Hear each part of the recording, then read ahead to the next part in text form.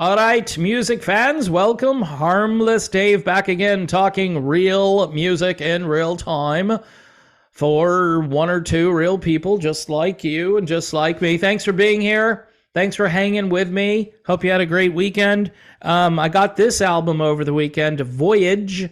This is my album of the year. It just is. I've had it for about a month.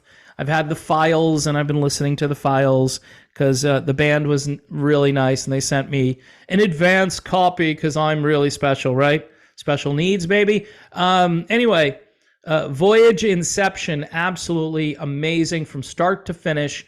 One of the best albums I've heard probably in like 10 years. Seriously. Production wise, again, if you're a fan of Steve Perry, all right, Steve Perry or Journey, but especially even just plain old Steve Perry, this is just fantastic. I mean, Hugo has this down, all right?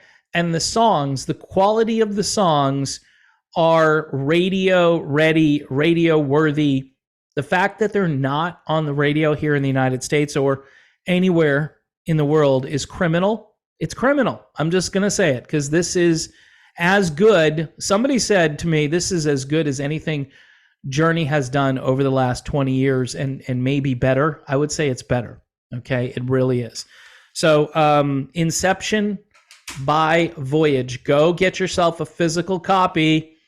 Tell them Dave sent you, all right? So I get a little brownie points with Hugo.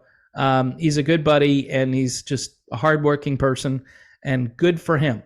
Good for him. It's maybe too little, too late in this world of rock and roll kind of fading away. Now, on to the topic, which is pretty interesting. So Dee Snider, one of my favorite guys, right? Yeah, during COVID, Dee Snider was like a thorn. I would wake up and read what he was saying. And like, you know, I've got a good amount of forehead. I mean, you could pop a couple of eggs on there and those puppies would be ready in like 8 seconds. I was so angry at this guy. Because here's the guy who wrote the song, We're Not Gonna Take It. And he's telling everyone, yes, you're gonna have to take it. And you know what I'm talking about, right? So, you know, go to CVS and take it. We're not gonna take it. Yes, you are gonna take it. That's Dee Snider. A few months ago, though, there was a bit of a controversy out there when Paul Stanley was talking about how kids shouldn't do this crazy life-altering surgeries when they're a teenager and then take drugs and certain things in order to go from one thing that they're born as to another thing that they're thinking they need to become at that moment, and to do all this stuff. And then Paul Stanley, you know, retracted all that and said, oh, I'm sorry, I didn't mean to say that. Dee Snider weighed in and said, gee, I'm glad my parents didn't do that to me. And all hell broke loose for a few days in the rock world, whatever you want to call that. And then it faded away. And Dee never, I would have bet money that Dee Snider would have caved on that topic, but he held the line. He said, nope, haven't changed my mind. So good for him on one hand, but I almost, I'm just more angry at the, hey, instead of we're not going to take it, we're going to take it during COVID. That was, and he was just so repetitive. So anyway, he's in the news and he's talking about Donald Trump. Trump is his buddy still to this day, but Dee Snider reveals Trump's reaction to his phone call requesting that he stop using "we're not going to take it." Everybody, look, this is why Dee Snider probably doesn't have to work. All right, he doesn't have to go out and do much, because this song is the gift that just keeps on giving. You see it in a commercial, you see it, and here's the guy who I never thought would sell his song out, but he let Trump use it for campaign rallies, and allegedly he didn't know what Donald Trump stood for. This is what he claims. I didn't know what his belief system was. Now, I'm not here to critique whether you like Donald Trump or not. That's not the point of this video. I've been on both sides of the Donald Trump coin, and right now I've kind of moved on. And you can go watch my other channel for my political rants. It's called Politically Homeless. Maybe I'll throw a link up in the description of this video. So then you can watch me and why I'm pretty much just mad at everything right now, because that's really where I'm at. So a lot of people put their hope and faith in Donald Trump, and I don't know. I just the sound of that doesn't make me feel all warm and fuzzy. Anyway, Dee Snider let Trump use the song for his campaign events before finding out about his political stance. Despite suggestions from his family to denounce the former president's use of the track, he decided to give Trump the respect he showed me by asking for permission at the beginning. I'm going to pick up a phone and I'm going to say, listen, I need you to stop using the song. We're not on the same page. And so I did. We're not on the same page and we don't see eye to eye. And to his credit, he said, okay. He stopped using it that night. He never used it again. And he knows he could use it. And I called him back and said, hey, are we cool? And he said, Dee, we've done so much charity work together and we had many things. We had many things, Dee. We had the charity work. We had a great meal together. We had The Apprentice. Trump goes on to say, of course we're cool. You know what? In the midst of all this, I just think that's kind of nice. It's kind of a nice break from I hate you, you hate me, and we're just going to leave on bad terms and everybody sucks and the world is going to end. I just think it's a nice little break from that. According to Snider's words, he and Trump were friends before Trump's presidential run, collaborating on various charity projects for children's cancer and more. Cool. Still, as he went on to say in the interview, the Twisted Sister vocalist was anti-Trump and what he stands for.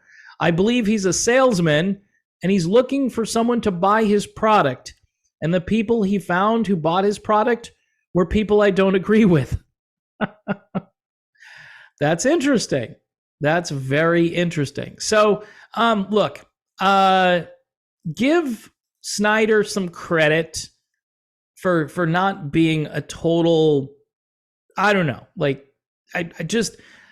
I still am not a huge fan after the COVID stuff. I would say, dude, you wrote this song, anti-authoritarian song back in the 80s, but yet you're telling everybody to do this, right? When it comes to Trump, he could be a little more specific as far as what he disagrees with on Trump. And I'm not trying to sell anyone Donald Trump here. I'm just saying that, I don't know. It seems as though if they're kind of on the same page prior to that, you might learn just through osmosis what Donald Trump is all about.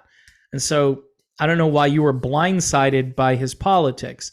I think a lot of conservative type people like Trump, and I think Snider goes back to his days in the 80s where it was all those so-called crazy conservatives who were trying to ban speech, and that's not technically what they were doing. And it's trying to warn, again, it's kind of like little kids getting a hold of books now that are inappropriate for little kids to.